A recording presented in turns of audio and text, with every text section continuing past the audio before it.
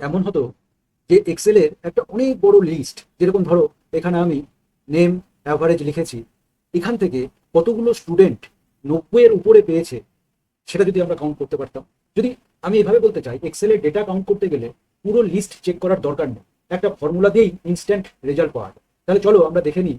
এখানে স্টুডেন্টের মার্কশিট, মার্কসের একটা লিস্ট আছে। যদি আমি দেখতে চাই কতগুলো স্টুডেন্ট 90-এর বেশি পেয়েছে, তাহলে ফর্মুলা হবে equal to count if, bracket open, এখানে ফার্স্ট আমার এটা কত, Q 6 colon, sorry colon, last যেখানে অবধি আছে এটা অবধি আসবে Q12। তারপরে কি করব, একটা কমা দেব, তারপরে কি করব, একটা স্পেস, একটা কোটেশন দেব, তারপরে গ্রেটার দ্যান, কন্ডিশন কি, দেখো এখানে লেখাই আছে কাউন্টিভ রেঞ্জ কমা ক্রাইটেরিয়া, যেটা আমার কন্ডিশন সেটা আমি এখানে দিয়ে দিলাম। আমি চাইছি 90-এর উপরে যে সকল স্টুডেন্টরা পেয়েছে তারা টোটাল কতজন পেয়েছে সেটা এখানে চলে আসবে।